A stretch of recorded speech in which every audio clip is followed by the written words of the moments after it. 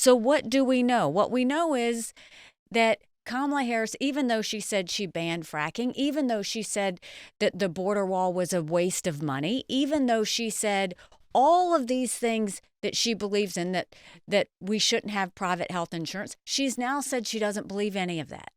Okay, fine. So let's even take her and say, okay, you don't believe in any of that. Don't lose sight that here you have a Democrat nominee who was literally, think about how you felt about her before she was announced to be the nominee. No one had confidence in her. No one thought about what she knew because she never could properly articulate that. But they took her and in 48 hours revamped her, put her back out there. She had no primary debate where you could see her go against other Democrats. She had no primary vote. She never had to participate in even one single primary. She has been the nominee for 107 days by the time Election Day comes. 107 days is all that we have. So no wonder people don't know enough about her.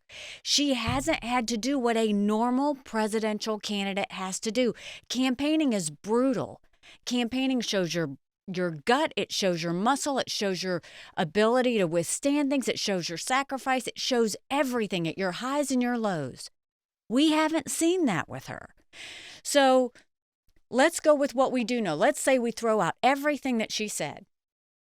What we do know, she was the tie-breaking vote on two of the highest inflation drivers we saw with the Inflation Reduction Act and with the American Rescue Plan. The Inflation Reduction Act and the American Rescue Plan put a ton of money into our system. Inflation Reduction Act was supposed to cost $390 billion. It is now going to pass $1 trillion, and 40% of the projects are stalled.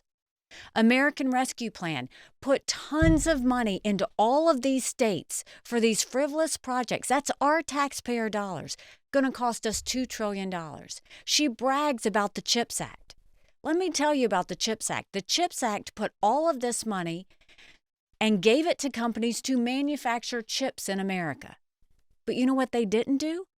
They didn't make those same American companies stop producing chips in China. So all we've seen from her that she has done, that she continues to brag about, is spend all of our taxpayer dollars and not be smart about it.